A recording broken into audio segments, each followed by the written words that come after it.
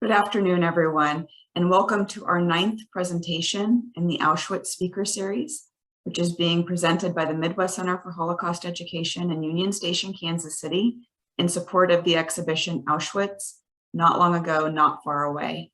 My name is Jessica Rockhold, and I'm the Executive Director of the Midwest Center for Holocaust Education.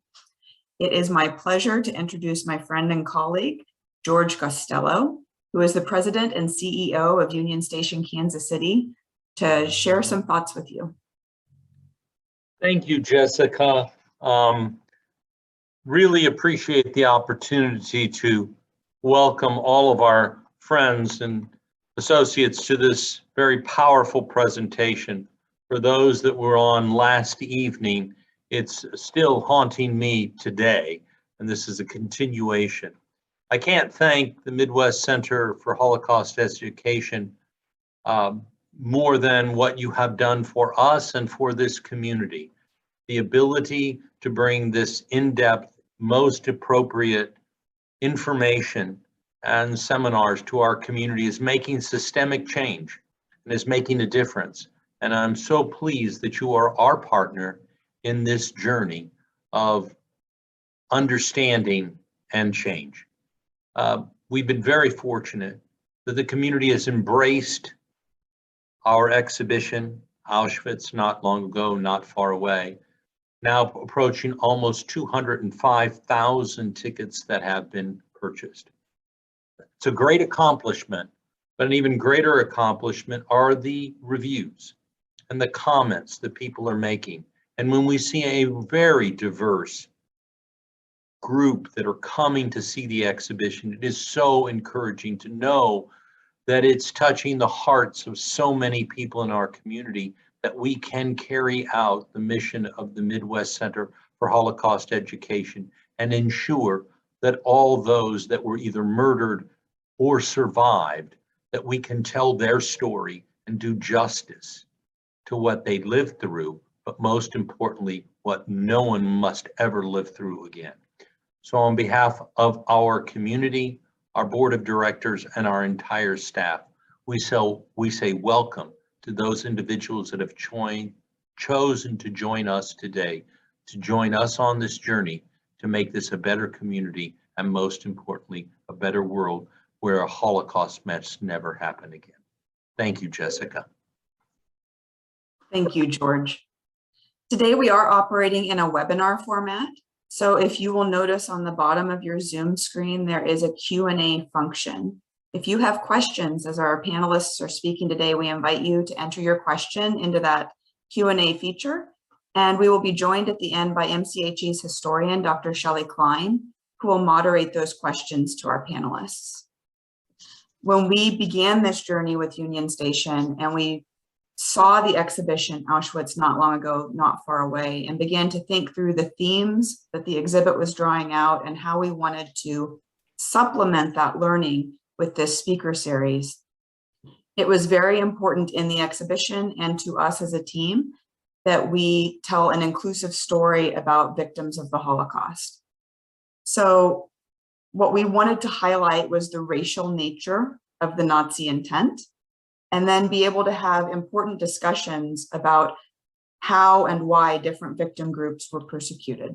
The Nazis sought to create what they perceived to be a racially and ideologically pure society, and that was built on the premise of exclusion, persecution, and removing entire elements from their society. So when we look at Jewish victims and non-Jewish victims, it helps us to assess where there are places of commonality in their experience, and very importantly, where there are differences in how those policies were carried out against the different groups. Our goal today is to create a space to highlight the experience of the non-Jewish victims of the Holocaust. And for many of these victim groups, they do not have a significant voice in the post-war period. When you think of the Holocaust memoirs that you may have read or the Holocaust movies, it is usually a Jewish narrative talking about the experience of the final solution. So for these victim groups, often their voices are left out of that historical narrative that is very accessible to the general public. And so we hope that by bringing together this, this panel today, that we're hoping to reinsert their voice into the narrative. It's truly my pleasure to introduce our panelists. This is a technological feat. It would have been very difficult to bring these individuals together in person. They're coming, we're gathering today from 4 different time zones across America and Europe. So it's truly something remarkable. Each is a specialist in their field, and each is giving an individual presentation on their expertise in their victim group. 2 have already happened and 1 will be in October.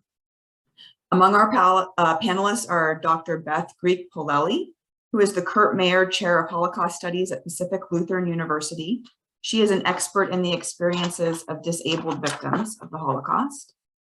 Dr. William Sperlin, who is Professor of English and Vice Dean of Education at the College of Business, Arts and Social Sciences at Brunel University, London. He is an expert on the experiences of queer victims of the Holocaust.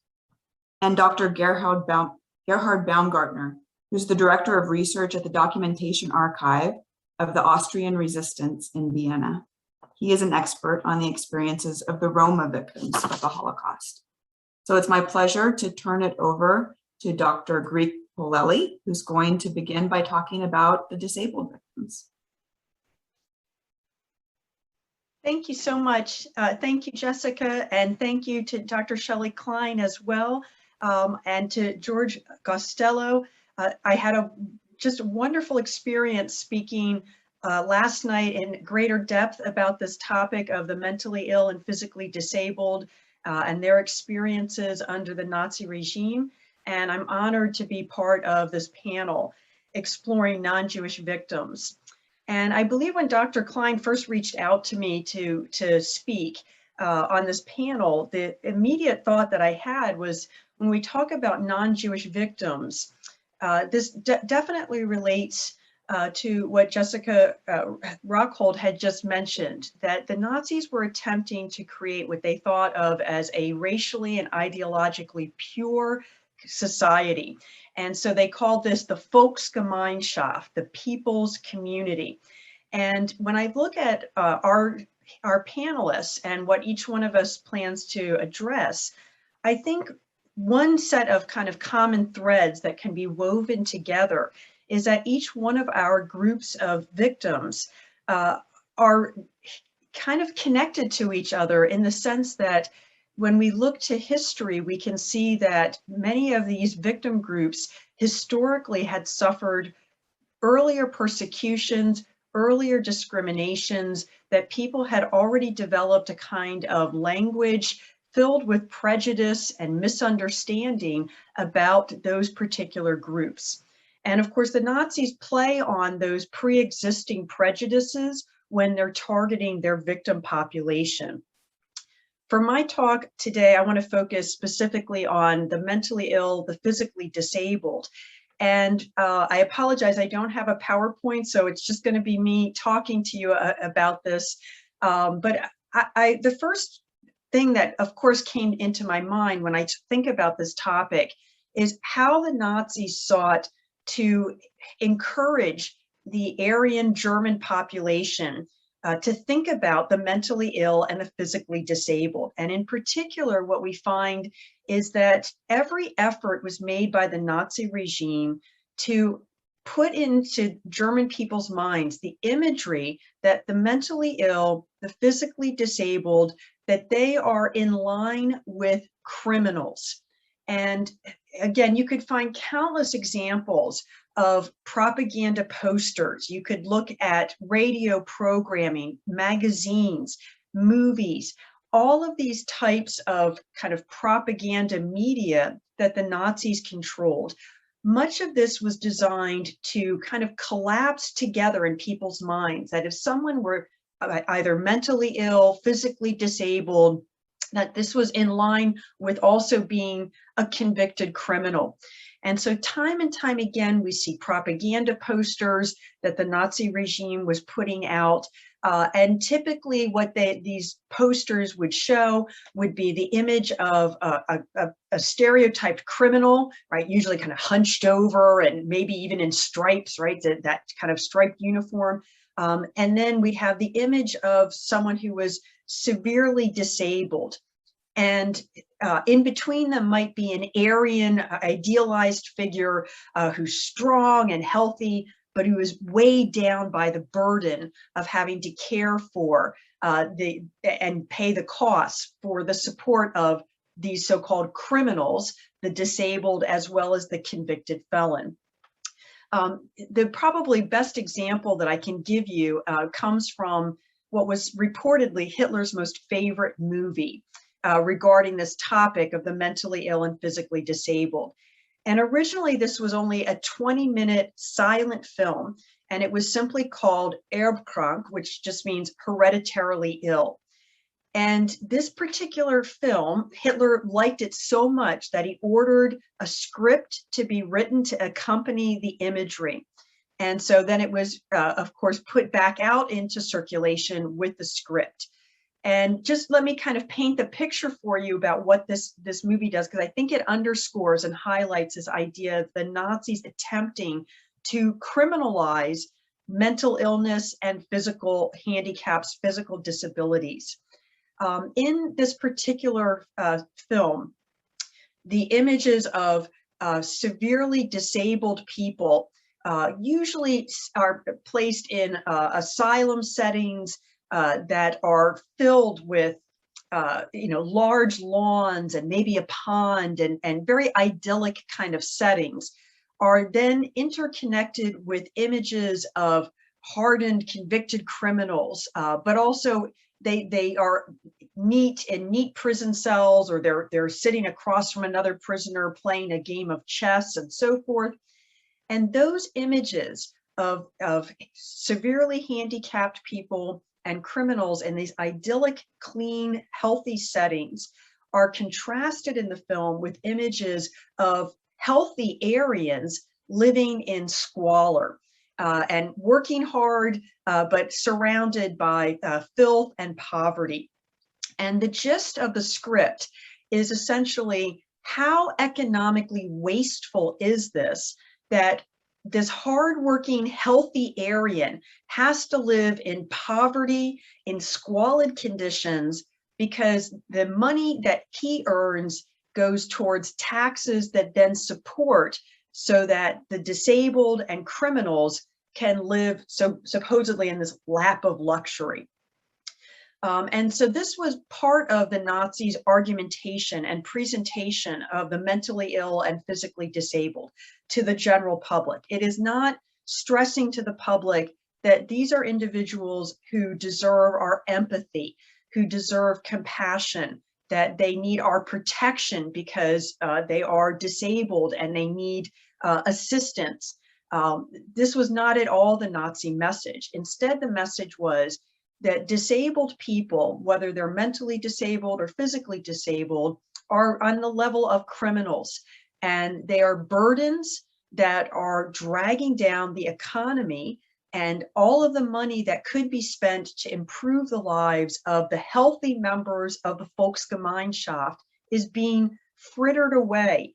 And this is definitely part of Nazi propaganda, that it is absolutely wasteful to spend money caring for the mentally ill and the physically disabled, because those resources should be diverted to help the healthy Aryans further improve the quality of their lives. In addition to that type of argument, that there's the economic wastefulness and the criminality, what we also see in this conversation that the Nazis are promoting about mentally ill and physically disabled is the eugenics argument. Eugenics as a word was coined in the late 1800s by a cousin of Charles Darwin. He was a British mathematician named Sir Francis Galton. Social Darwinists were, again, kind of the intellectual trend of the late 1800s, but social Darwinism was still a highly regarded ideology into the Nazi era. And I think you could make a fairly strong argument that Hitler himself was, in many respects, kind of the ultimate social Darwinist. He did believe that people were not inherently equal, that there were a kind of a racial ranking, a hierarchy of people who were quote unquote more valuable, and then there were people who at the very bottom were classified as quote lives unworthy of living. And so Hitler definitely bought into this social Darwinist thinking, the eugenics movement of the 1920s and 1930s.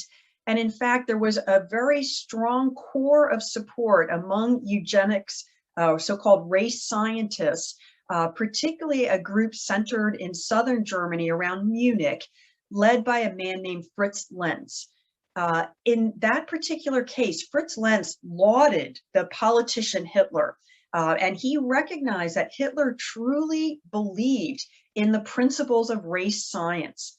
And Fritz Lenz at one point said, Hitler is the only politician who really understands that the mission of politics is race hygiene, right? To put these policies into practice. And Hitler certainly was striving to do just that.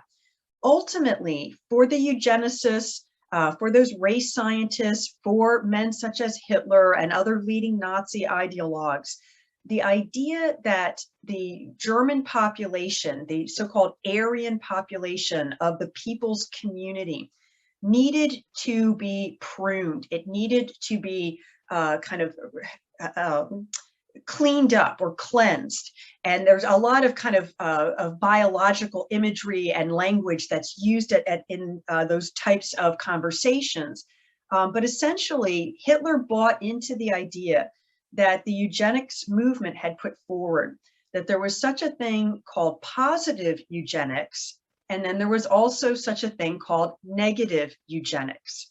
Positive eugenics meant that you targeted, in Hitler's case, healthy Aryan people, and you targeted them and you provided them through government policies ways to improve their lives and to multiply, to reproduce. And this was the idea that they embodied the valuable characteristics and the character traits that the Nazi regime admired. And so these would be policies such as marriage loans to newlywed couples that were both classified as healthy Aryans. They would qualify for a marriage loan. And if they had a child within the first year of marriage, 25% of their marriage loan debt would be forgiven. And if they had a second child within the second year of marriage, then another 25. So if you have 4 children in 4 years' time, you didn't have to pay back any of the marriage loan. And the Nazi regime put forward policies such as this as a way of promoting positive eugenics. We're going to try to target the so-called healthy Aryan population and get them to reproduce as many healthy Aryan babies as possible.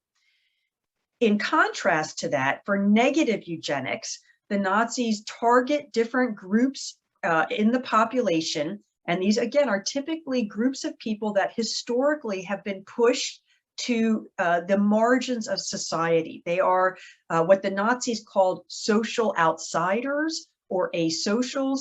They're not considered fully integrated into the Volksgemeinschaft, into the people's community.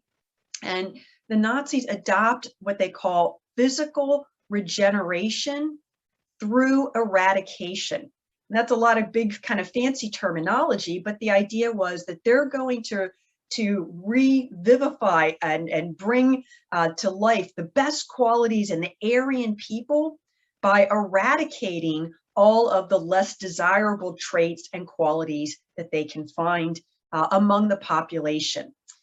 We know as historians that Hitler was absolutely worried that after Germany's fighting in the First World War and losing, that he thought that some of the very best of Aryan manhood had perished on the battlefields of the war. And so now what are you left with? And there was this kind of deep concern that the Aryan population needed to be saved. It needed to be regenerated. And so different segments of the population that threatened Aryan health needed to be controlled, needed to be done away with. So all of these destructive images and stereotypes and prejudices about mentally ill and physically disabled people culminates once Hitler becomes the Chancellor of Germany. And ultimately, for this particular victim group, the Nazis derive a whole series of lessons that will lead to an increased success rate in killing other victim groups as well. And so let me kind of unpack that statement and kind of explain a little bit about what I mean by that. When Hitler becomes the Chancellor of Germany, again, he's embraced immediately by particularly this group of racial scientists centered around Munich. They call themselves Race and Hygiene, and they're going to work kind of hand in glove with the Nazi regime to promote the idea of racial hygiene. And so by July 14th, 1933, this is really just 6 months or so that Hitler's been in power as the leader of Germany. He's already been made the legal dictator of Germany, so he has fairly unlimited sets of power. And on July 14th, 1933, Hitler announces a law, and it's got a very long title. I apologize for that. It's called Law for the Prevention of the Hereditarily Diseased Offspring. Historians usually shorten that to just calling it the Sterilization Law. Now, the law is announced on July 14th, 1933, and it stipulates that people who have a hereditary disease or who might pass a disease on to their offspring are going to be investigated. They're going to be then brought before what is called a hereditary health court. And these hereditary health courts are 3 men on a panel. It's always men that are the judges. They are composed, generally speaking, of 2 physicians and 1 lawyer. And these hereditary health courts will determine whether the person who stands in front of them deserves to be allowed to reproduce for the Volksgemeinschaft, for the people's community, or if they should be sentenced to report to a public health clinic to be involuntarily sterilized so that they cannot pass on what are supposedly their quote unquote undesirable traits to yet another generation of Germans. So this sterilization law, when it does go into effect, it's on the 1st of January 1934 that the law becomes enacted. And the hereditary health courts are absolutely overwhelmed with denunciations.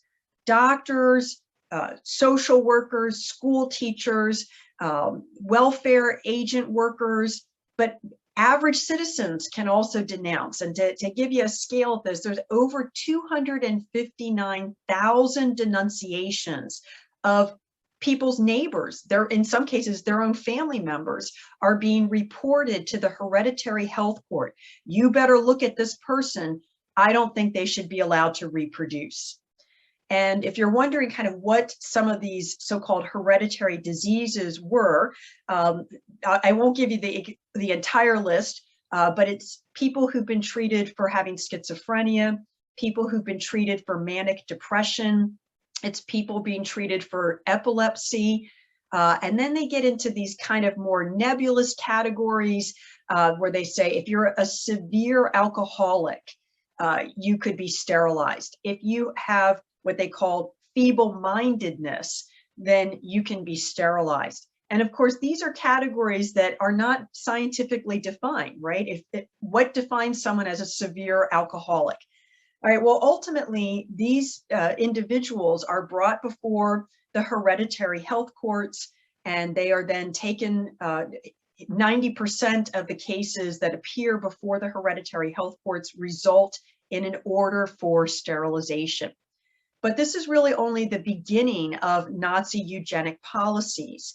What we begin to see is that the Nazis by 1939 are ready to move into a more radical phase, and particularly targeting the mentally ill and the physically disabled, whom Hitler, in a very derogatory way, refers to them as what he calls, quote unquote, useless eaters.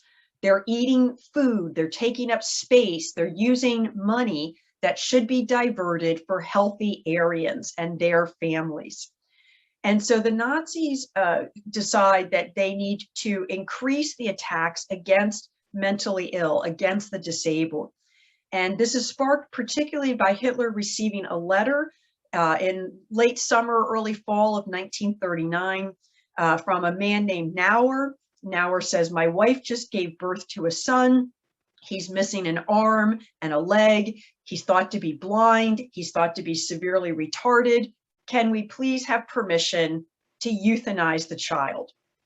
And from that moment on, the doctors who surrounded Hitler, and he had a team of doctors, they begin whispering in his ear, you know, if the children that are disabled, if they disappear and die, parents who were caring and putting their children in institutions to care for their children, they will be secretly relieved of this burden, right? As long as the parent's conscience is clear and they don't really know exactly how the child died, they won't know that the state murdered the child, it'll be okay. And this begins what's called the Children's Euthanasia Project. Children are taken from their care facilities, they're transferred to 30 or so different clinics, and they are either slowly starved to death by a reduction in their rations, or they are subjected to a lethal injection, an overdose of drugs that kills them immediately. While that child's euthanasia program was up and running, the Nazis then decided that they needed to target at least 70,000 mentally ill and physically handicapped adults for, as they, in their terminology, for elimination, for eradication. And so this leads to the formation of what's called the Adult Euthanasia Project. I will just point out to you that the Nazis are masters of euphemistic language. And when they say euthanasia, this is not at all the practice of euthanasia, the good death. This is the outright murder of defenseless individuals. In the Adult Euthanasia Program, they decide the adults might not die as quickly as young children from starvation. We have to find a new method of killing. And the new method that they settle upon is to kill this large number, 70,000 adults. They need an effective tool that will allow them to kill large numbers of people efficiently without psychologically burdening the murderers. And the answer to that is to develop 6 different clinics across Germany that are equipped with gas chambers and crematoria. So long before we know about gas chambers on the Eastern Front in places such as Auschwitz or Treblinka, gas chambers and crematoria are up and running in 6 different killing facilities that are used to eliminate the mentally ill and the physically handicapped adults who have fallen into this adult euthanasia program. As historians, we do not have many written records of the final thoughts and words of these 70,000 plus victims. It's actually probably much higher than that. But I do have the words of one female patient. She was being loaded into a bus from her care facility. And by this time, there were rumors swirling about gray buses taking people out of care institutions, and then they never come back, right? They disappear. And as she was being loaded onto the bus that would take her to her death in a gas chamber, she screamed out the window, and thankfully someone recorded it. "Yes, we shall die, but that Hitler will go to hell." And I'll be happy to take questions and elaborate more during the Q&A. And now I think my time is up, so I'm going to hand off to Dr. William Sperlin. Okay, sorry, I'm here. I hope you can hear me. I was just having a bit of a technical issue there. But hello, everyone, and welcome. And it's good afternoon or good evening, as it is evening time here in London. It's indeed a pleasure to be here, and I would like to especially thank I would like to especially thank Shelley for inviting me. It's indeed a pleasure to be part of the Midwest Center for Holocaust Studies. I'm going to see if I can share my screen now on with my PowerPoint, and hopefully it will work. Okay, is that showed up and can everybody hear me? Okay.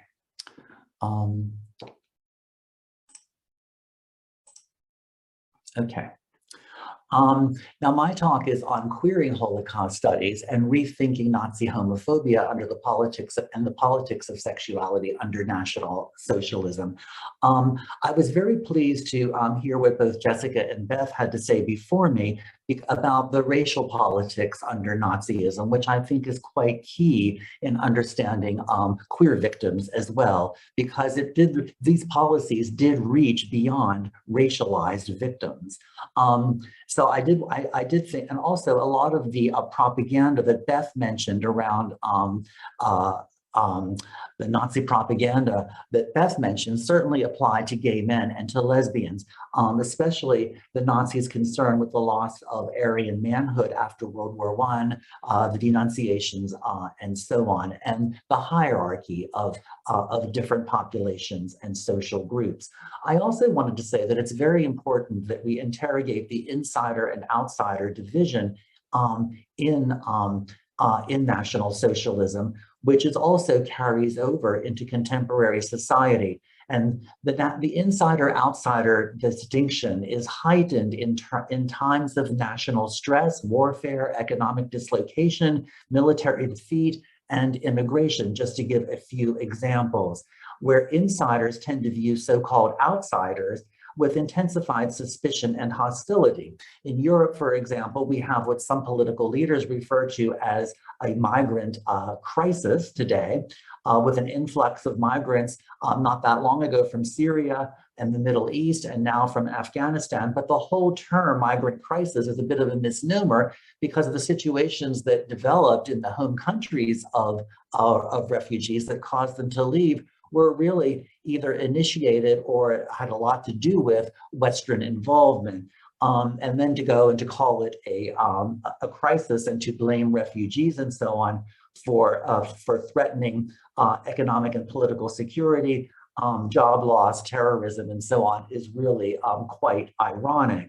But limiting the rights of certain groups through colonization and the whole history of that, segregation, apartheid, incarceration, particularly in camps, forced emigration, repatriation, extradition, expulsion, and genocide, which is the most extreme form of implementing a state-sponsored program of population elimination, is very important. And I was very pleased to see that the first person that spoke in the chat was an anonymous speaker, but who was asking about things in America and the way things are going in terms of, in terms of the issues that I'm talking about. And I very much agree that we have to look at the early manifestations of exclusion when societies refuse to extend benefits and protections to strangers whom they cannot trust. And of course, this was happening long before the Nazi rise to power. Now, we do have an idea of I'm glad to see that there's a panel on the non-Jewish victims of the Holocaust, because we need to have a much broader picture of the Holocaust, both historically and in terms of the contemporary implications. Now, there's been a sort of, we know that, of course, Jews were the primary target. 6 million Jews were exterminated out of the 11 million people that were murdered by the Nazis. So, and this is not a number game. I mean, one murder is horrific, but there is a whole other, all these other groups that compose a very large segment as well. Now, there's been a sort of tension between two positions in Holocaust studies, one articulated by Elie Wiesel, who says that while not all victims of the Holocaust were Jews, all Jews were victims destined for annihilation simply because they were born Jewish. The other position, articulated by Simon Wiesenthal, maintains that all Jews were victims, and that the Holocaust transcended the confines of the Jewish community because other people shared were also victims as per the historical record. And in this talk, I want to focus much more just on the historical record because there is still a lot of denial and disbelief that lesbians and gay men should even be included in Holocaust studies as victims. Although that was very true in the 1990s when I began this work, and it is, I think, starting to change, fortunately.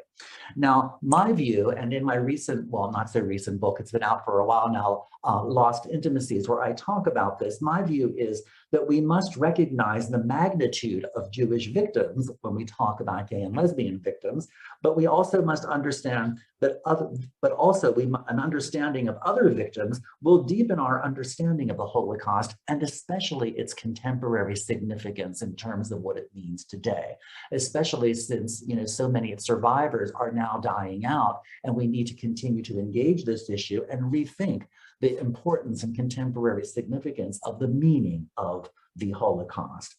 Now, we know that there are wide-ranging victims, and of course, this I found in a journal, Der Stürmer, which talks about pathogenic germs under a microscope. And the little circle in this picture is the little circle in this picture is the petri dish, where you see all of the different germs that can infect society. So you see different triangles, and I'm sorry this isn't black and white, but there would be different color-coded triangles, including the pink one for homosexuals.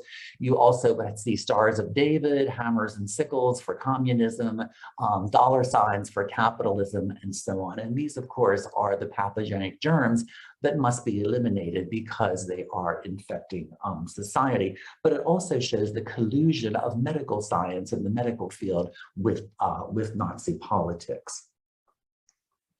Now, feminist studies, coming back to looking at queer victims. Now, the queer victims were really only given sort of attention very recently. In the late 1970s and through the 1980s, their memories and testimonies were beginning to be published. And a very important one was The Men with the Pink Triangle, which was written by Heinz Hager in the form of an interview, and that he used a pseudonym because he was still very much afraid to even speak out about what had happened to him. And he's since come out now with his real name.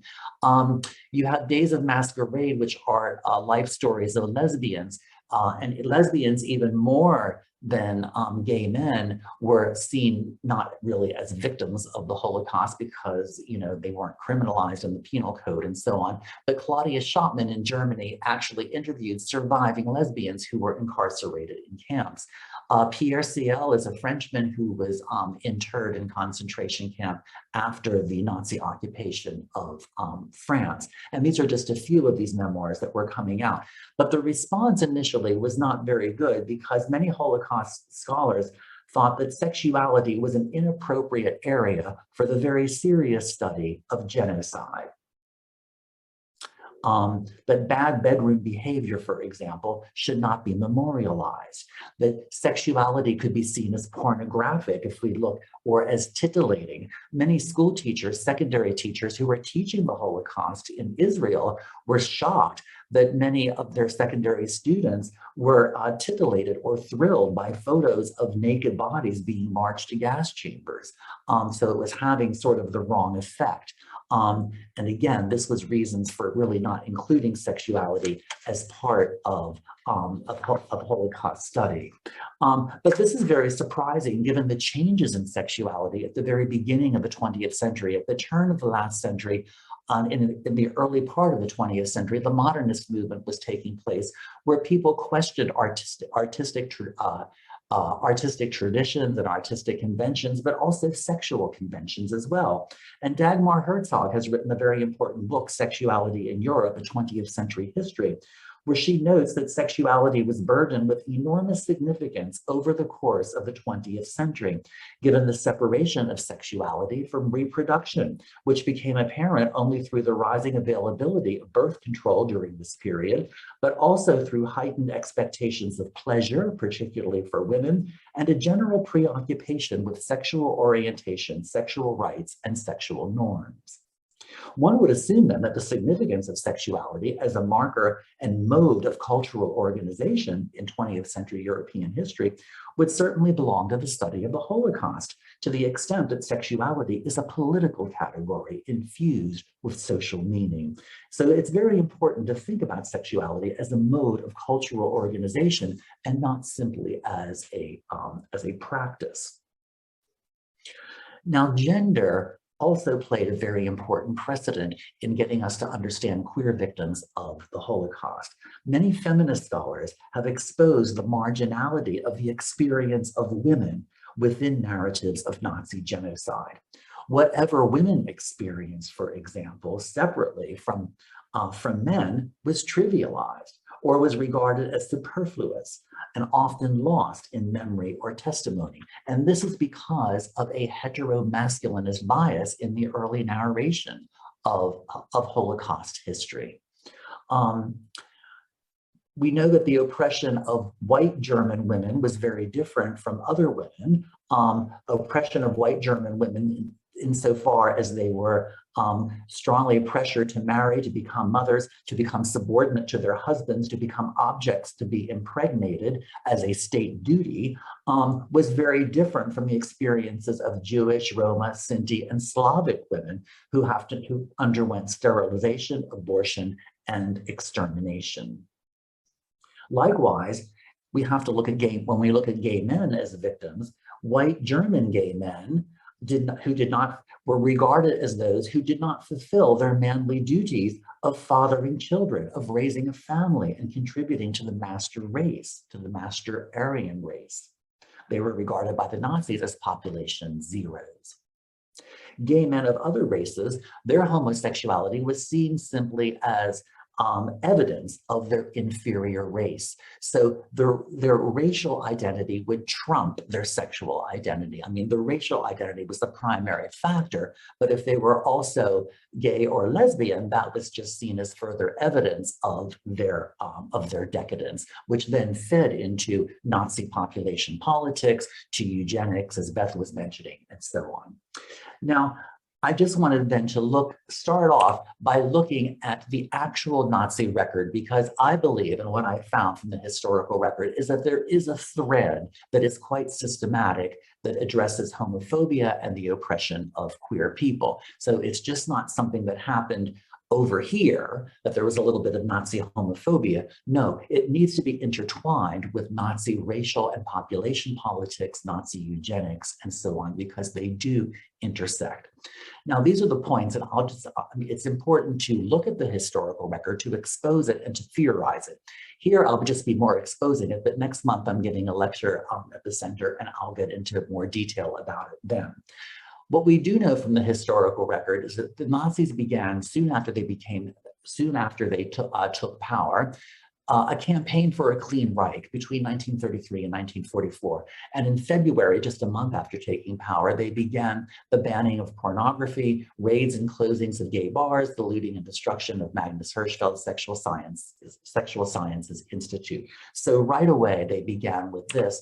And you see here that a picture of Dr. Magnus Hirschfeld, who was the director of the Institute for Sexual Science in Berlin, which was looking at the academic study of sexuality. So the Nazis banned pornography. Any literature on homosexuality was seen as pornographic if it did not view homosexuality as a pathology. The raiding and closing of gay bars in Berlin and other cities, because this was based on the need to restore German masculinity, and Beth, I think, mentioned this, which was lost during World War I. Now, Hirschfeld was very important, and of course, the Nazis sort of tried to discredit him because he was Jewish, and they did loot his Sexual Sciences Institute in May of 1933, and you can see all the books they're kind of looking at and then throwing away to be burned. But Hirschfeld believed, as did Freud, that homosexuality was both genetically caused and a product of the environment. And that is still pretty much the view today, although there are still a lot of controversies around the etiology or origins of homosexuality. It was very dangerous for Hirschfeld. He was on a trip elsewhere in Europe speaking at a conference, and he was out of the country when the Nazis looted. Fortunately, a message got to him not to return to Germany because it would be too dangerous. But of course, the knowledge, and he also tried to repeal section 175, paragraph 175 of the German Penal Code, but unsuccessfully. That's the code that criminalized homosexuality. So you have that in 1933. In 1934, the following year, you have what we know as the Night of Long Knives.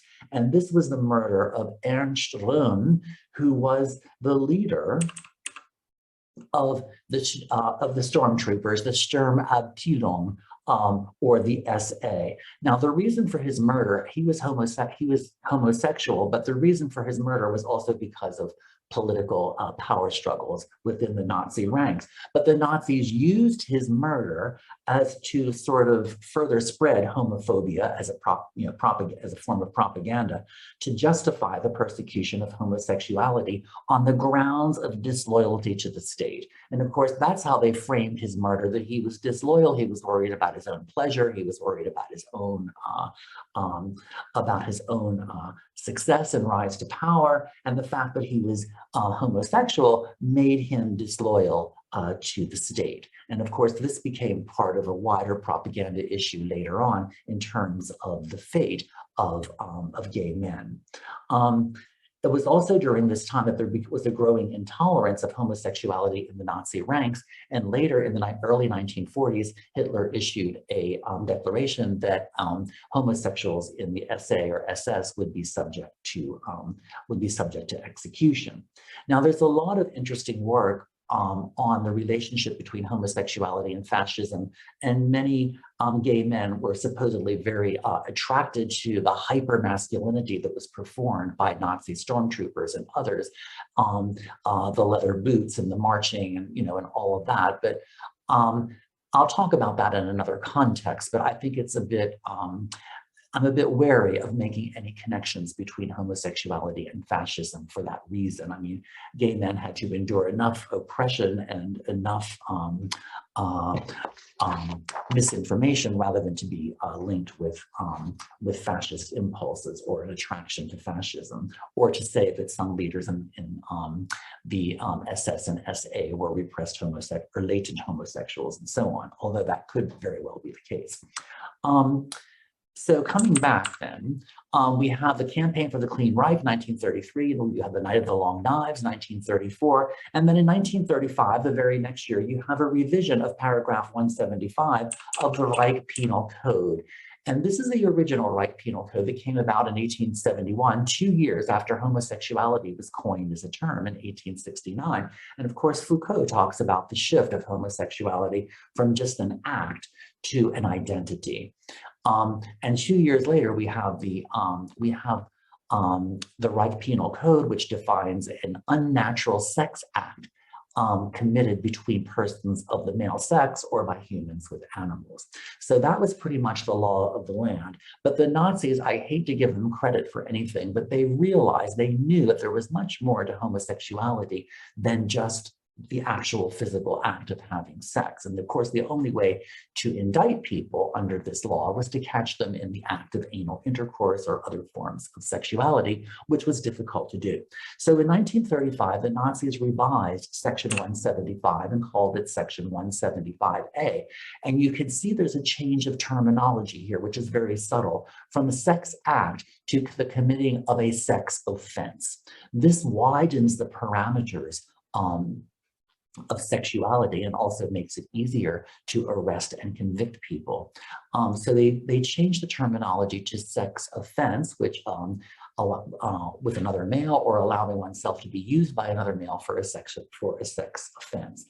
Now, this was important because one didn't need to just simply be caught in the act of having sex. The Nazis knew, what I spoke about earlier, about sexuality being a cultural marker, a marker of cultural organization, and that there was a culture that was associated with it. So it just wasn't about having sex. So expression of feeling between men, reading their love letters or intercepting their love letters, hand-holding, kissing, reading their diaries, letters, or tapping their private conversations on the phone through wiretapping was enough. If a man expressed affection for another man, was enough to secure an arrest and often enough to secure a conviction. So Paragraph 175 or section 175A gave the Nazis a much broader remit to monitor homosexuality and to prosecute it.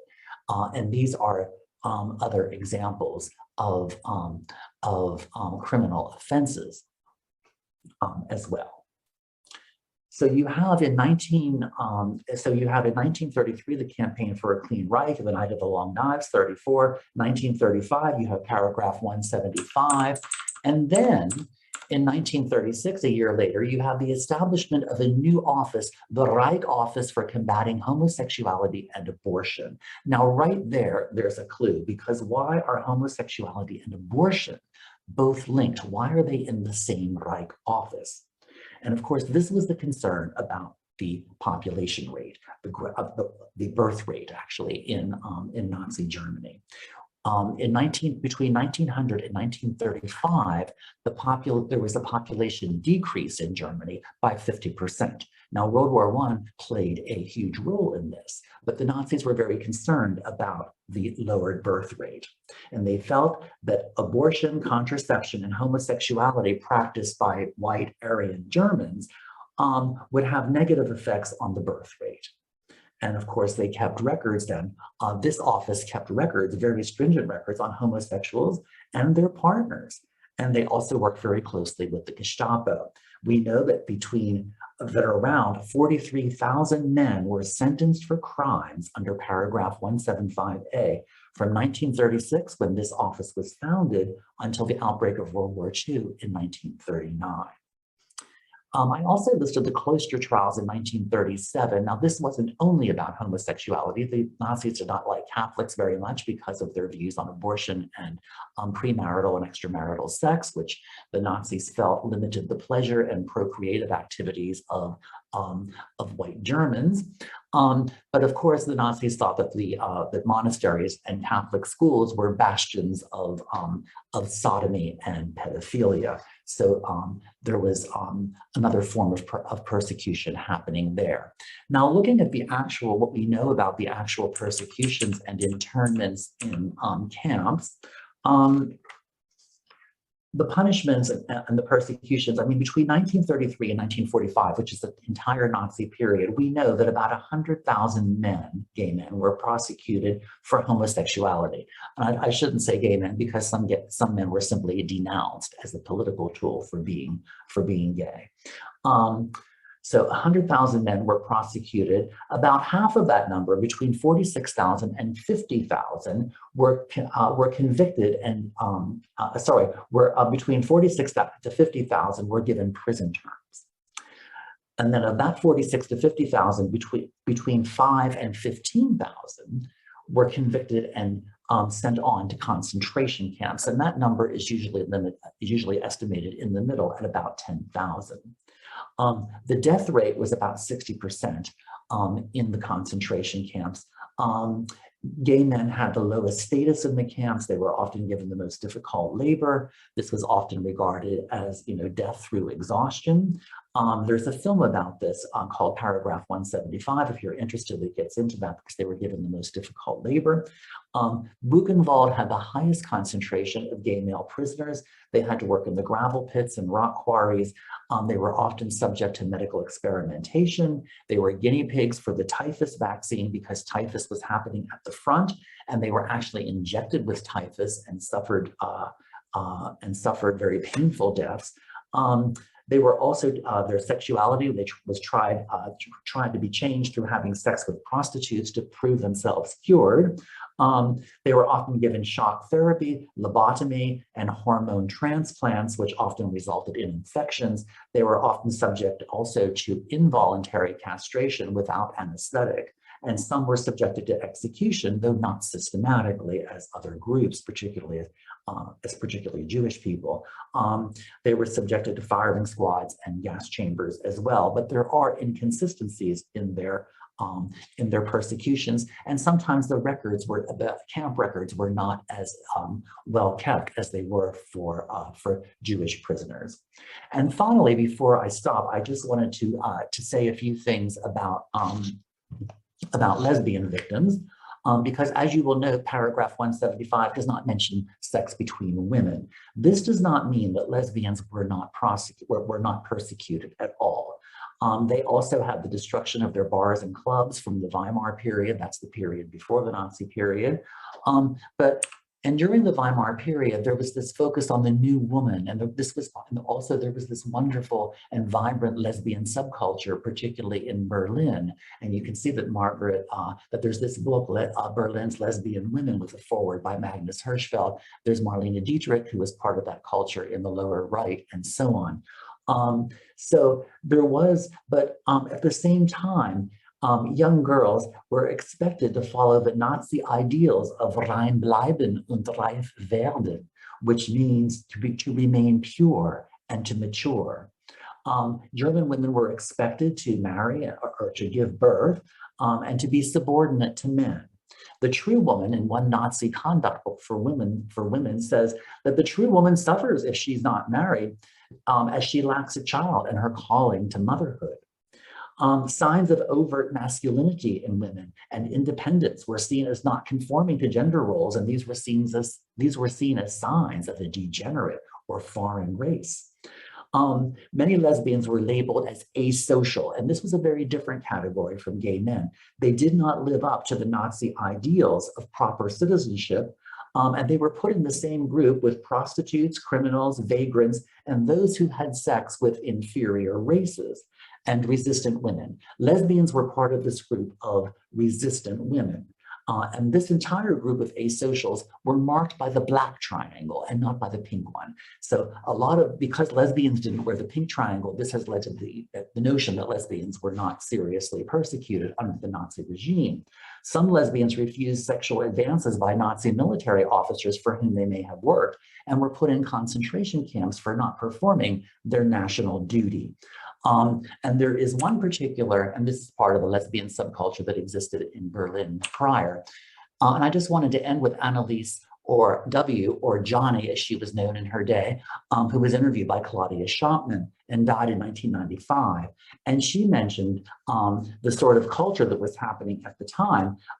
She was a lesbian who survived the Nazi era, interviewed by Claudia Schoppmann in 1987, and speaks of the growing climate of fear at the beginning of Hitler's regime, especially the fear of paragraph 175 being changed to include lesbians. And she mentions how many of her lesbian friends changed their appearance and married to avoid detection. She also speaks of her former lover, Helene Bartlett, who had spent 2 years in Ravensbrück, which was a women's camp, from 1940 to 1942, for her direct response when being asked to help produce munitions in a munition factory for the war effort as compulsory service. Her response was, quote, "That fucking Hitler can make his own munitions." And for that, she was sent to Ravensbrück.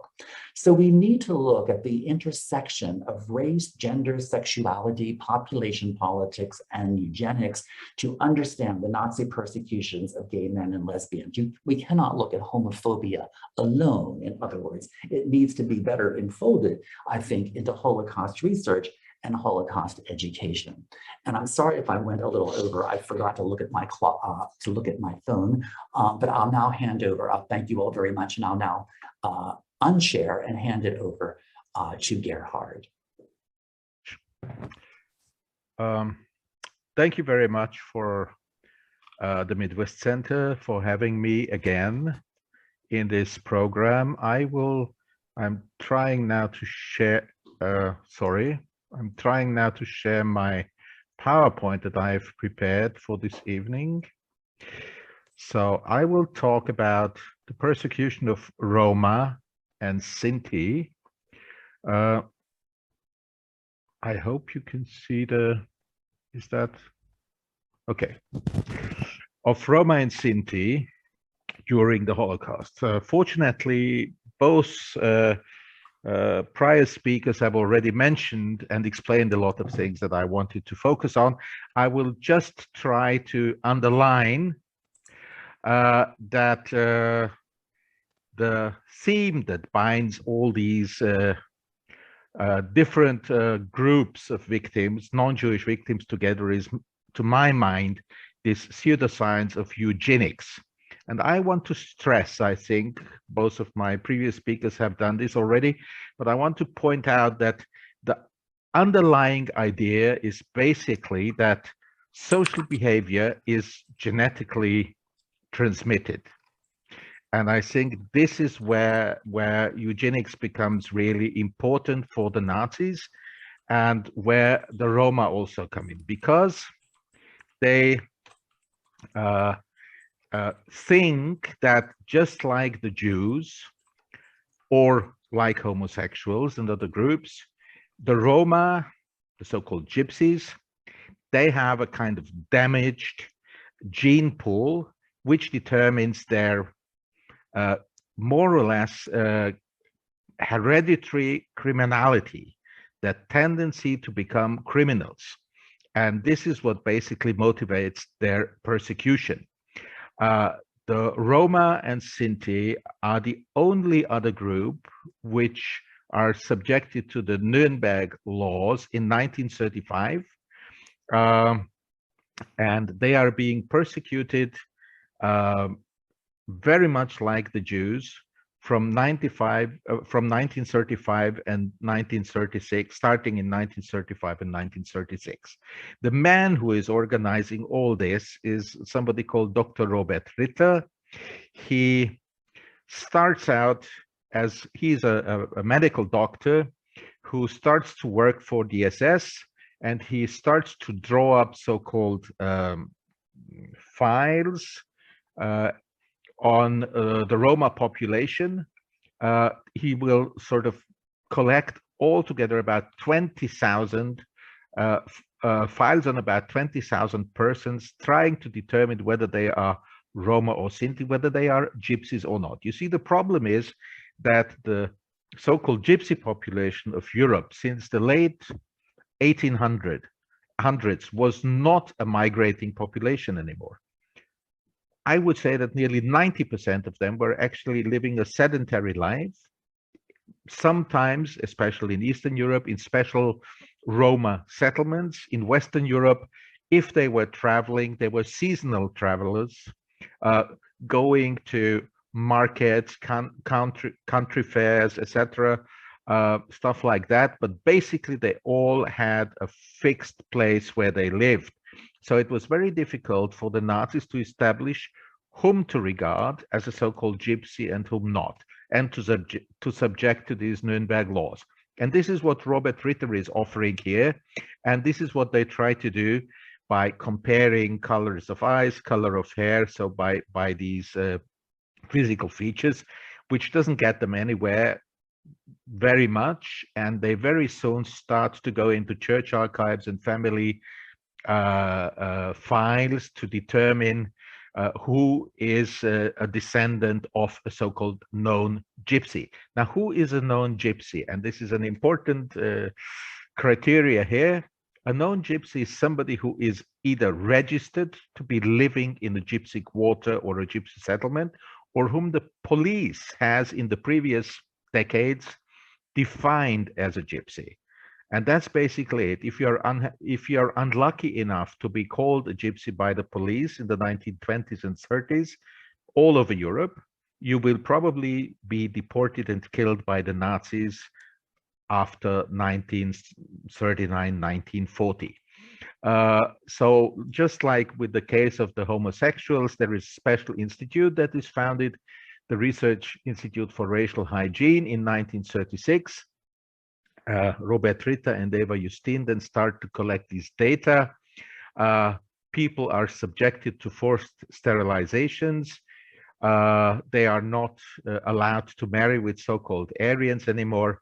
And this office is pretty soon in 1938 incorporated into the Reichssicherheitshauptamt, which is the headquarters of the SS in Berlin. Apart from being subjected to forced sterilizations, there is a social criteria as well.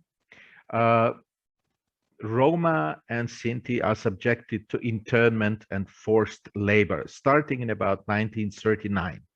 In 1939, the deportations of Roma starts actually in Austria, where these so-called gypsies are being forcefully deported to labor camps within the Austrian mountains.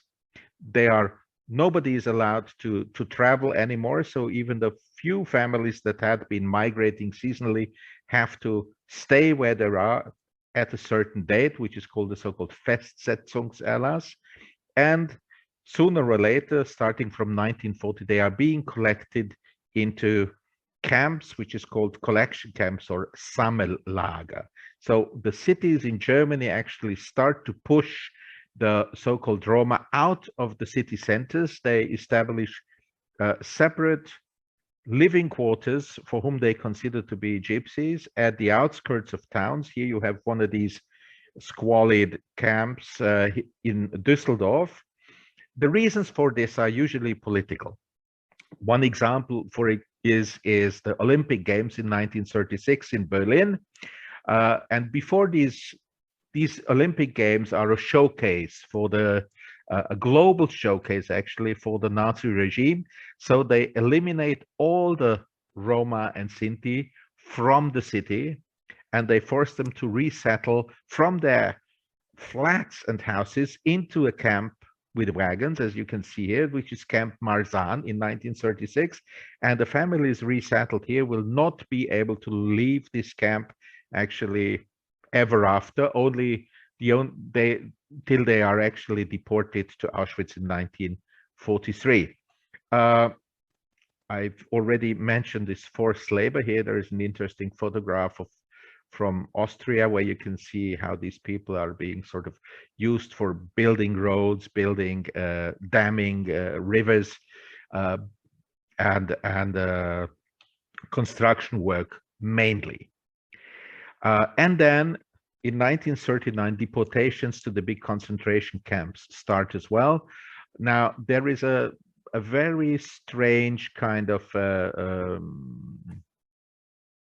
mechanism that is being started by these deportations. Since the Roma have been sort of separated into these local camps, the city council has to pay for the inhabitants. So they have to pay for the upkeep of the inhabitants. And this costs money. And now they campaign with the authorities in Berlin to get rid of the Roma, to get rid of these gypsies, and the SS starts to deport people into the concentration camps.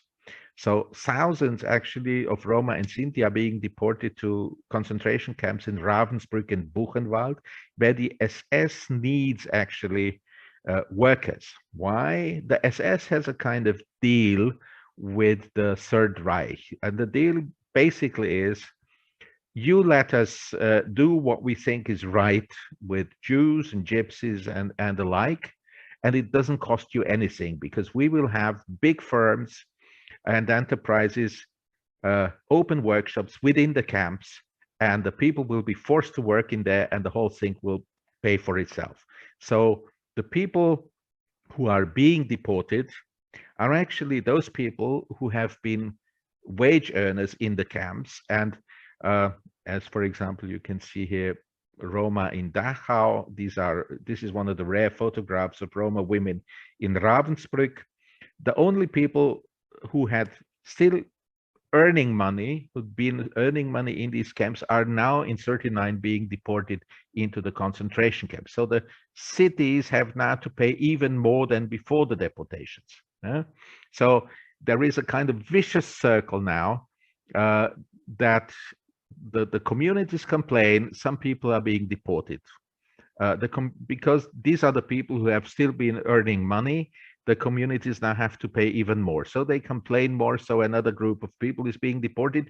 And there is a vicious circle of rising costs, which will, in the end, actually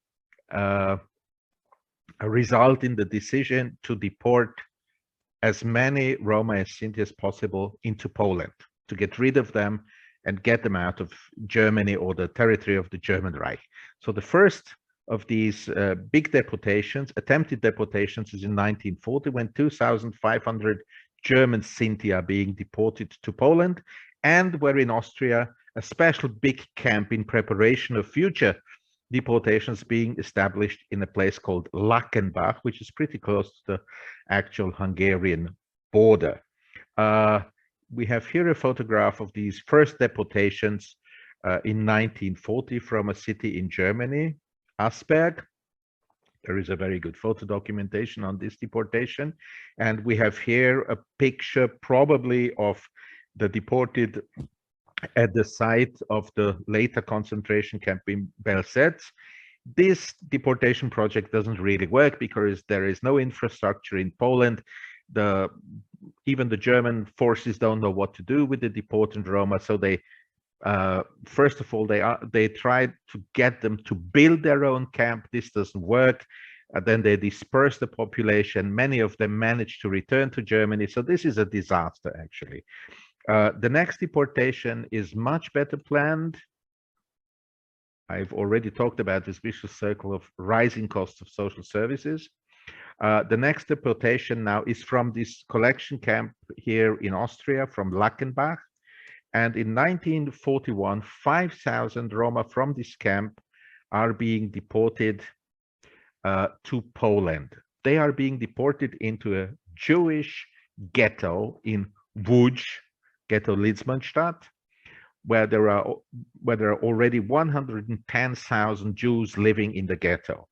And these people, there is some photographs of the people deported here in 1941.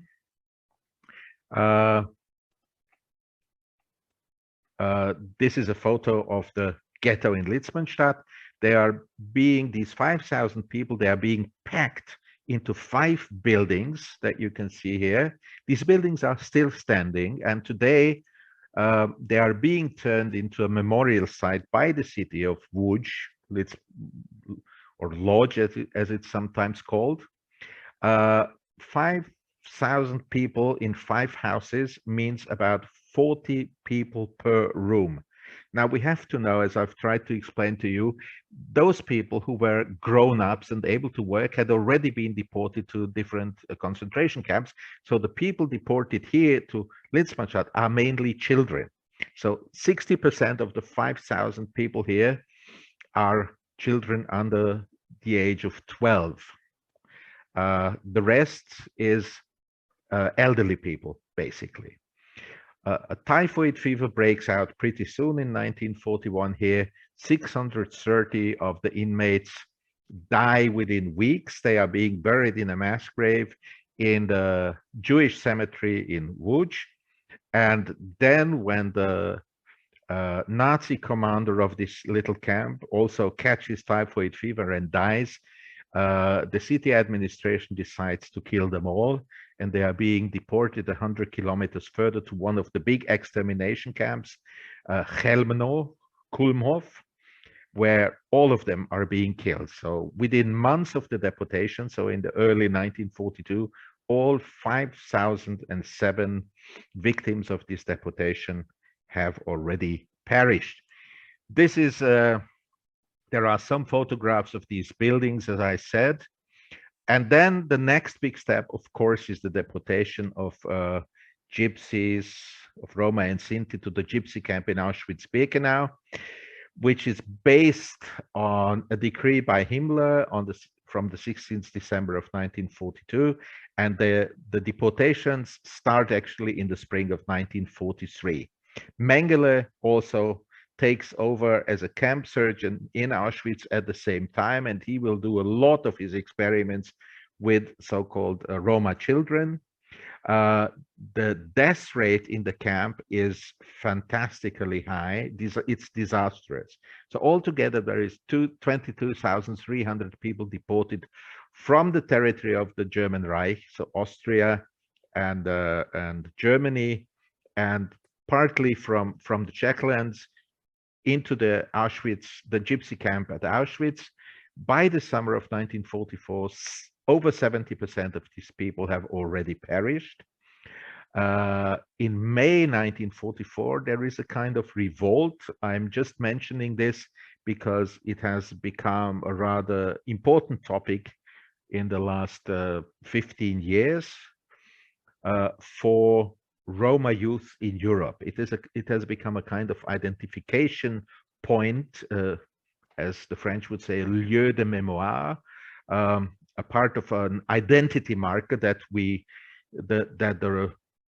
Roma in this gypsy camp in Auschwitz did not go to their death without showing any kind of resistance, that there was a kind of uprising revolt in May 16, badly documented, unfortunately, and there is still a lot of research that needs to be done. Since the Soviet troops are advancing pretty quickly in 1944, most of Auschwitz is liquidated, and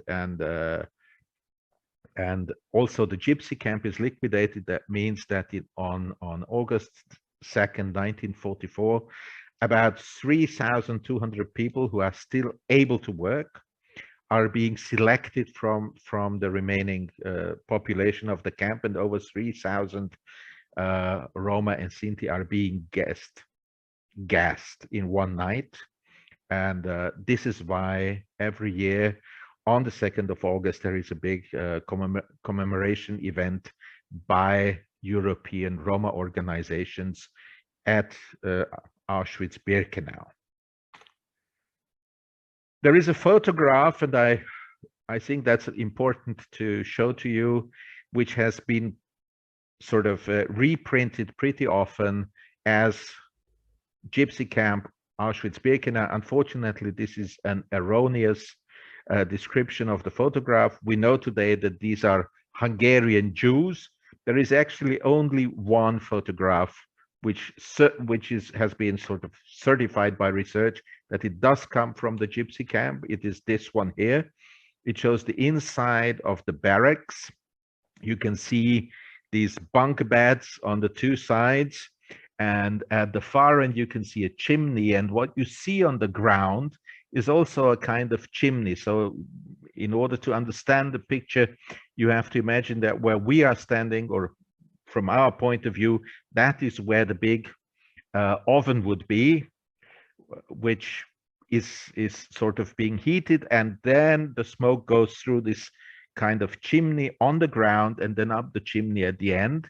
And since this is winter or a cold season, people would throw their damp or wet clothes onto this warm kind of surface to try to get it dried during the night. So this is one of the very few photographs that we have here. Apart from this, a lot of European Roma and Sinti were killed either by the Allies or in German occupied territories. In the Czechlands, there were separate camps, Lety Upisku, which is now being reconstructed, and in Hodonin, both sites will be turned into memorial sites pretty soon. In France, there were 26 detention camps for Roma and Sinti and traveling people. So this is already an interesting point there. For example, Montreuil-Bellay. In Slovakia, there were work camps, but no real, concentration camps or annihilation camps. In Serbia, there were lots and lots of mass executions in places like Pančevo and Šabac, where people were being killed in retribution for partisan attacks by the German army mainly. And of course, in the Soviet Union, in Poland, and in the Baltics, there were hundreds or thousands of mass executions carried out since 1941. I have here some photographs of these camps. This is Lety, and this is Hodonin in the Czechlands. There were other camps in the countries of allied regimes, like in Croatia, Jasenovac, over 22,000 Roma victims minimum. In Hungary, where there were mass deportations starting in 1944 towards German concentration camps, from one collection camp, which is called the Csillag Erőd in Komárom, which is on the river Danube. And of course, there is the mass deportation of Romanian Roma to Transnistria, which is nowadays Moldavia. between 1942 and 1944 with about 35,000 victims. So here you have a map just to give you an idea. So we are talking about the eastern border where Romania touches on to what is nowadays Moldavia and used to be the Soviet Union. So there is a number of camp names that have become very prominent in the last 15 years in the discourse and in the discussions about what happened to the Roma and Sinti in Europe, like these camp names: Lackenbach in Austria, Lety in the Czech Republic, Dubnica nad Váchom in Slovakia, Łódź, Litzmannstadt, Ravensbrück, Auschwitz-Birkenau, Jasenovac, Transnistria, Komárom, for example. Or there are certain people that have become sort of symbols of what happened to the Roma and Sinti. I've listed here 4, but to cut a long story short, I will concentrate on this woman here, Settler Steinbach. Her story is very interesting because her picture has been around in thousands of school books for decades. Her picture was taken in 1944 when she was deported from Westerbork, a camp in the Netherlands, to Auschwitz. And her picture was printed in thousands of school books because everybody thought she was a Jewish girl being deported to Auschwitz. Nobody knew her name. She was called the girl with the headscarf, and she became a symbol of the plight of Jewish children during the Holocaust. And about 15 years ago, research has shown that she is actually not a Jewish girl from the Netherlands, but a girl from a Sinti family called Settler Steinbach, who is wearing this headscarf because her hair had just been shorn off at the camp. And this is actually a still from a film which shows the departure of this deportation train seconds before the doors are being slammed. So I think this is very, very symbolic, this story, because it shows that the whole tragedy and the whole story of this Roma victims of the Holocaust has been before our eyes for decades, but at least European society didn't want to deal with it.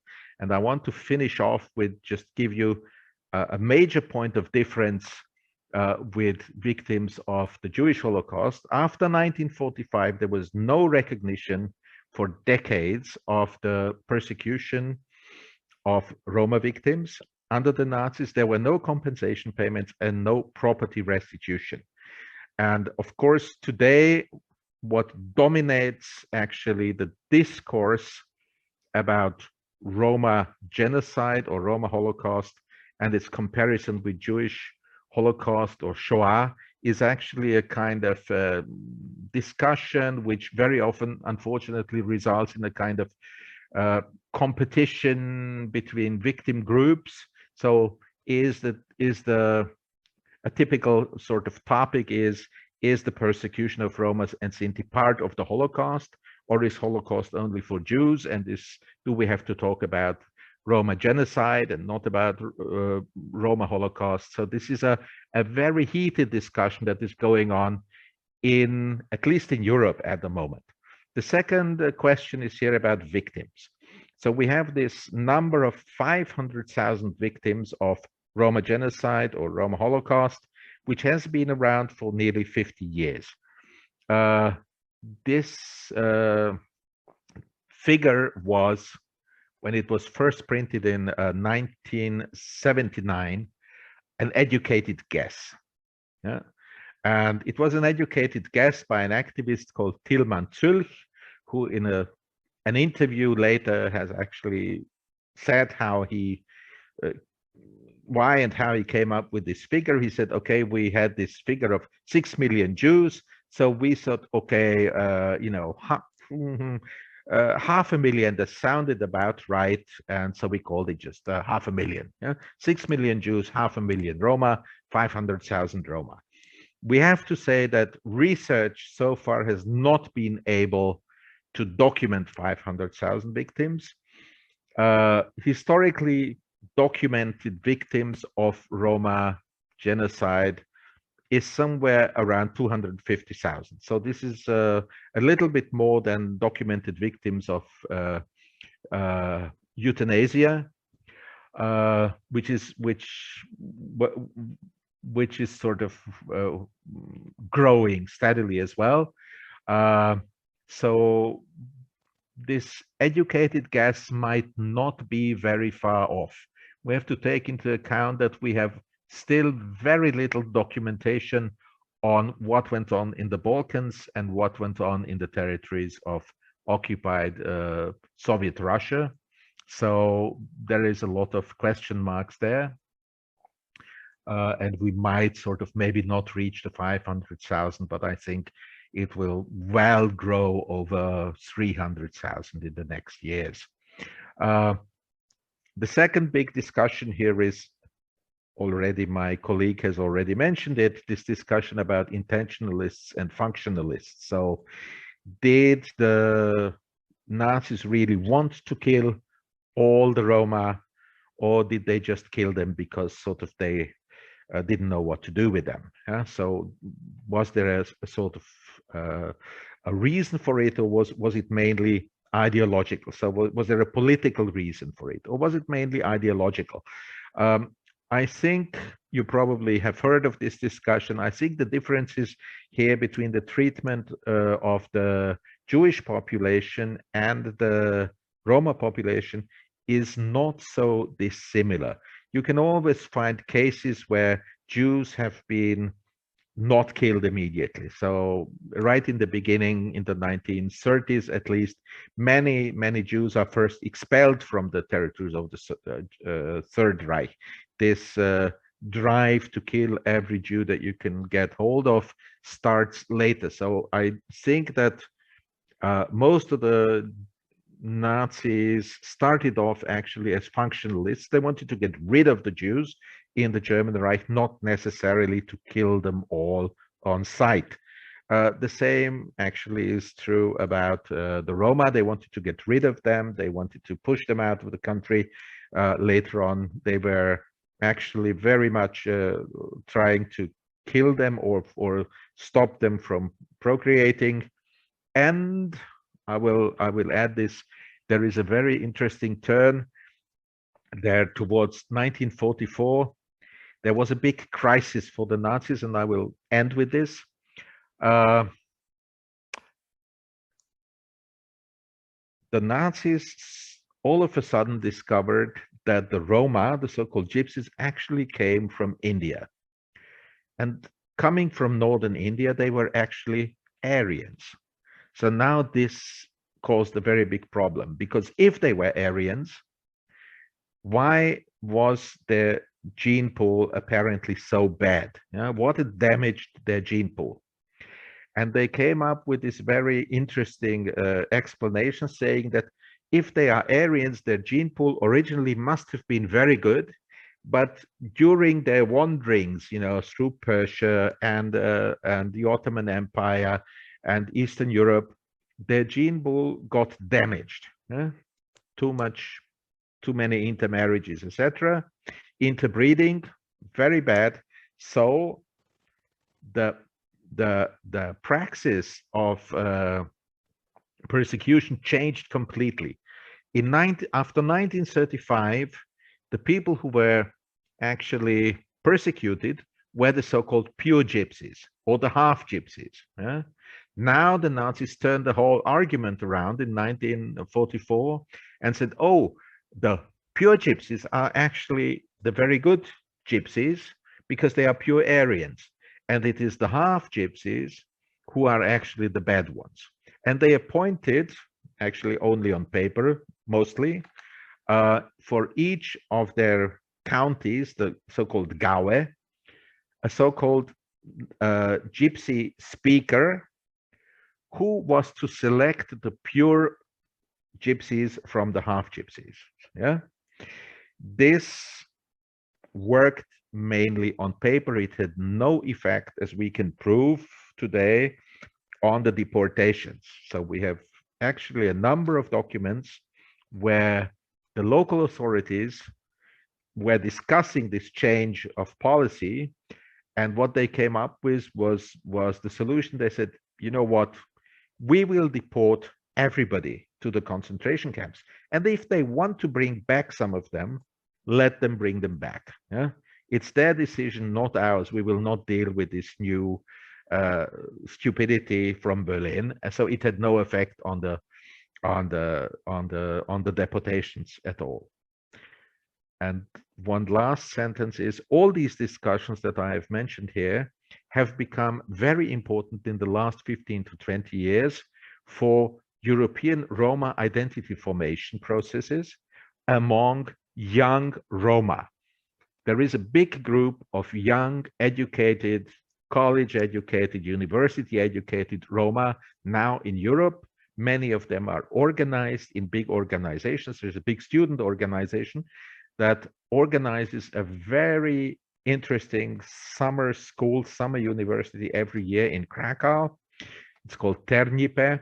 And if you are interested in this movement and how these people discuss all these historical questions, then you should really go there. I think for all the historians and all the activists of Holocaust studies or Holocaust memorial policy, this is a fantastic place to be, because this is a completely new development in European Roma politics and in the discussion of how Europe will see the Holocaust in the next 20, 30, 40 years, probably. I'll stop here and I'll go back to the discussion, and I'm quite eager to hear what my colleagues have to say about all this. Thank you for that. Thank you for to all of our panelists for helping us better understand the experience of these groups and the impact of Nazi policy on them. One question that I'd like to start with is one about terminology. And one thing that strikes me about each of the groups that you looked at is that the terminology regarding these people changed from the time that the Nazis were persecuting them to, throughout the 20th century, and even changed into our own time. So I wonder if I just open it up to all of you to speak about sort of the changes between, disabled, differently abled, homosexual, queer, Gypsy, Roma, that sort of thing. And if you could also then maybe say something about, the importance of accurate language when representing these individuals.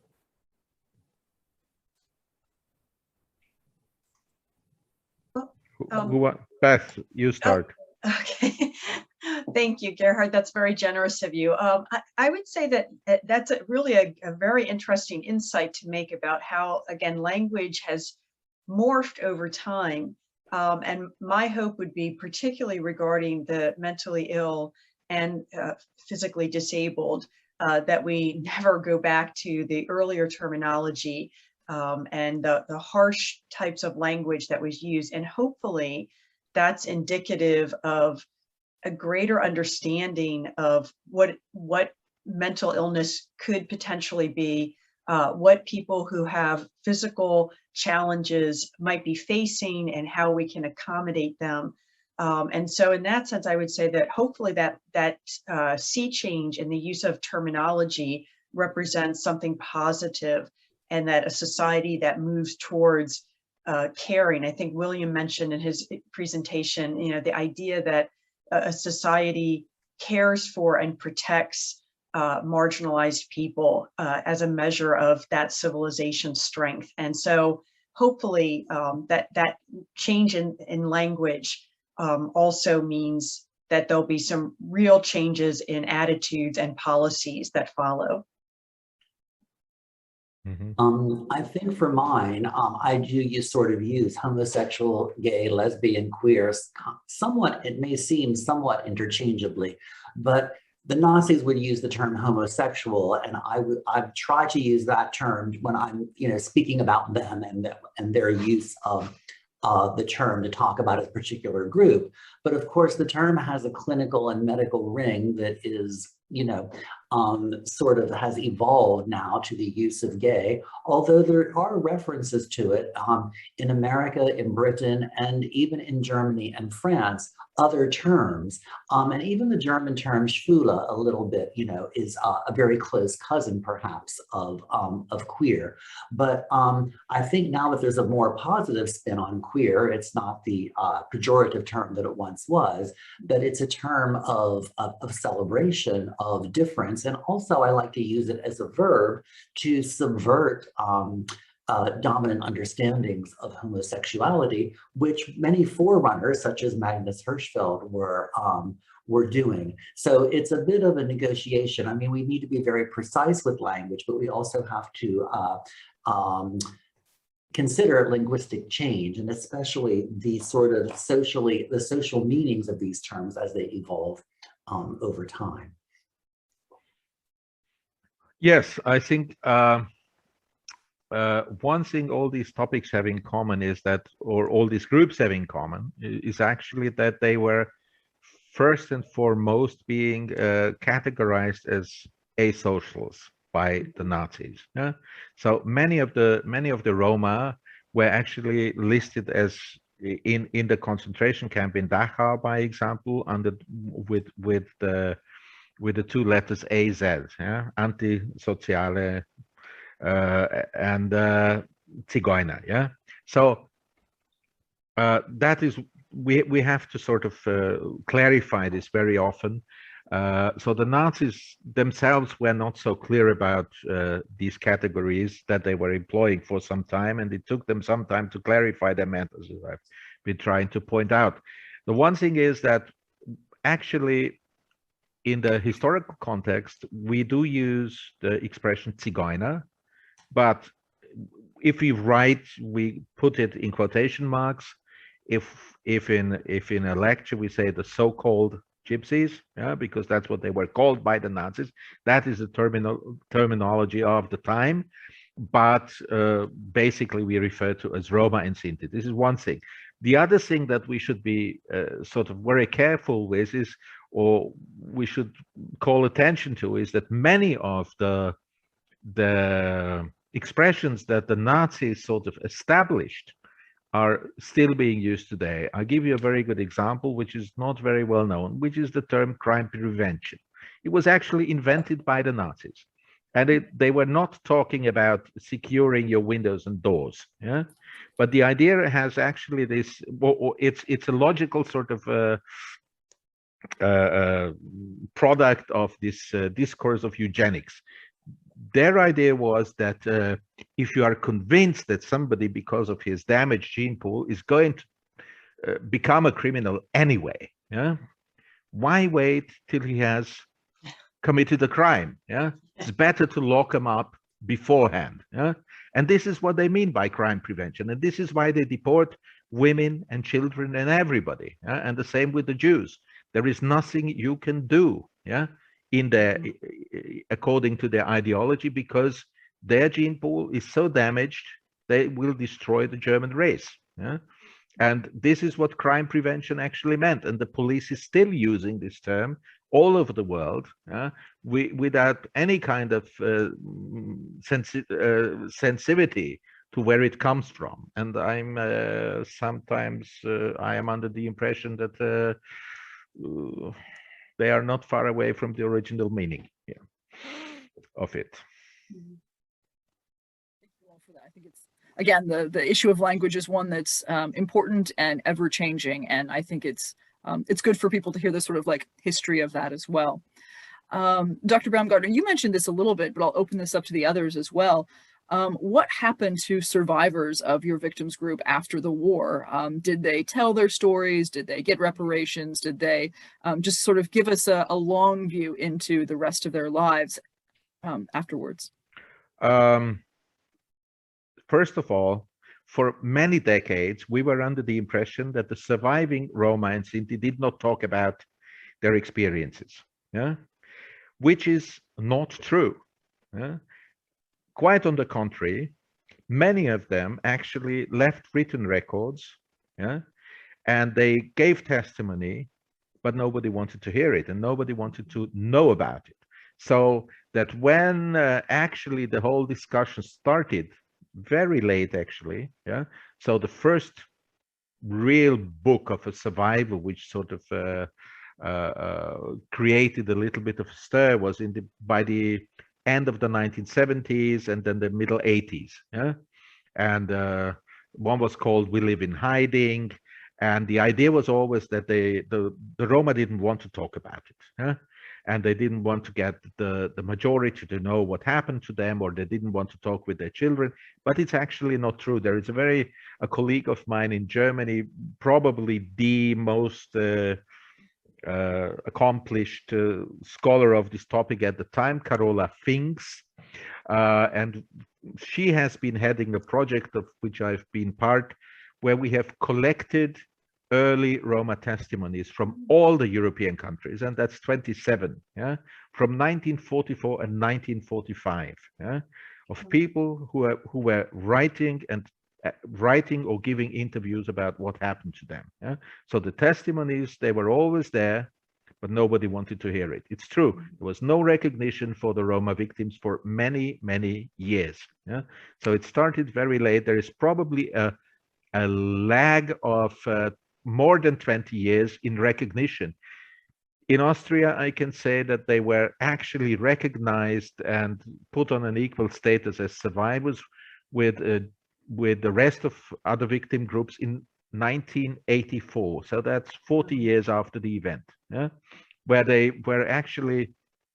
could claim compensation payments, yeah? And they only really got compensation payments in the 90s. So much too late, of course, for most of them, for most of the survivors, yeah?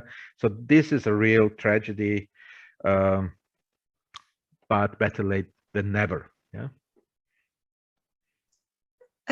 I'll just mention that, of course, for the people that were euthanized, there are no survivors, but there were in the 1980s and 90s groups, particularly in Germany, for victims of the forced sterilizations. And so they were kind of support groups for one another. And that's probably what I'm at least somewhat familiar with, that there were these groups of people who were brought together because of that shared traumatic experience of undergoing forced sterilization, and still dealing with the repercussions of how their lives were forever altered by those forced sterilizations. But I think also because of the stigma that society still has regarding mental illness in particular, it's still very difficult for people to talk about that type of persecution. And if it's in your family, I think many families still feel a sense of shame, right? That someone in their family had schizophrenia and we shouldn't talk about it and we shouldn't tell people about it. So we have a long way to go in getting society to talk more openly and honestly about particularly mental health. Yes, yes. May I just add, I think the topic that binds all this together is eugenics. And it was this pseudoscience, yeah, which was actually sort of the state of the art, yeah, in the 1930s. It was not invented by the Nazis. Yeah, everybody down from Winston Churchill actually believed in it. Yeah? And a lot of these programs started well before the Nazis and in different countries, and they were carried on. So the last forced sterilizations were carried out, as far as we know, in 1976 in Sweden. Yeah? So they had nothing to do with the Nazis. Yeah? So this whole idea of eugenics has not been discredited for a long time. It's only now in the last 30 years that we've started to really understand this attitude better. Yeah? So I think this is something that we have to point out, and we have to be very careful not to see a kind of research, what do you call it? Resurgence? A resurgence, yeah, thank you. That was the word I was looking for. A resurgence of these ideas, because in the right-wing movements in Europe, this is coming again. Yeah, so these ideas are still there. They are very prominent. And when they manage to get into the sort of center, in the mainstream of politics, then everything is possible again. So we are very much afraid of that, as you can imagine. Yeah. Yes, I would very much agree with that, that eugenics has a longer history, certainly predating the Nazis, and can be traced back to the late 18th century and early 19th century. We see it with colonization, for instance, in terms of, you know, the notion of civilization and civilizational value. So it does have a very long history, although the Nazis certainly, a lot of their policies were informed by that. And I think that Gerhard is right, that what links our three presentations, or one link toward them, is the focus on eugenics and Nazi population politics. And I think it does come back to that, because the other victims of the non-Jewish victims certainly connect in terms of those policies. For the survivors, for lesbian and gay survivors, it's quite similar to perhaps Roma and Sinti, in that there was no compensation or recognition given to lesbian and gay victims. I mean, lesbians were not even seen as proper victims of the Holocaust, because lesbian sex was not encoded into the law, but that did not mean that lesbians were not persecuted, because they didn't, simply because they didn't follow the Nazi ideals of femininity and the gender norms around that. And of course, the Nazis didn't make the final decision, which was to exclude lesbian sex from the penal code, until 1943, now, or 1942, I can't remember, 42 or 43. And of course, during the rest of that earlier period, as one of the memoirs pointed out, people were very scared and concerned that it could become part of the law. In both the former West Germany and the former East Germany, it was felt that gay men in particular broke the law by disobeying Section 175, and therefore were criminals and not entitled to any kind of compensation. And what is particularly relevant to this group is that some gay men had to go back to prison after the war to serve out the remainder of their sentence. Now, that is not part of other, necessarily part of other groups, but if they weren't in prison or concentration camp long enough, especially in the years, toward the end of the war, then they were sent back to prison to serve out the rest of their sentence. We also know that paragraph 175 remained on the books in both the former East and West Germany until the late 1960s, and in Austria until 1971. So the criminalization continued for a long time afterwards. There was still little documentation, and PRCL in France was still fighting, well into the millennium for compensation for what happened to him, but there was none. Thank you for that. And you can say one last thing and we'll wrap us up, Gerhard. Okay, I think I just wanted to add one little thing there. I think it's important to see that in all this there is the criteria that were being applied to Roma, for example, but also to this euthanasia program, is there is a mixture of medical and social criteria always there. So we know that about the children victims of this euthanasia programs in Austria, there were Roma children that came from kind of homes, and nobody knew what to do with them. Yeah, there was nothing wrong with them in a medical sense, yeah, or in a psychiatric sense. They were just sort of children nobody wanted. Yeah, so and also with the Roma, it's very often that you had soldiers serving in the army, and all of a sudden it was discovered that they were actually descendant from somebody who was known to be a gypsy, and then they were taken out of the army and they were actually sent to Auschwitz, and they perished in Auschwitz. So this is a completely crazy stories. And if you look at France, for example, and taking your example of what happens after 1945, in French you have 26 camps, which people in there which are called gens de voyage, so these traveling people, and they are Roma and non-Roma, but because the Nazis didn't get around to select the two groups, and you see the whole absurdity of this whole politics behind it, yeah, they didn't deport them till the end of the war. The funny thing is the French did not set them free in 1945. Yeah, the French actually liked this idea to having them locked up, and these people stayed there in some cases till 47 and 48. Yeah, So not all these ideas were immediately discredited, and they are not completely discredited today. And I will close on this sinister note.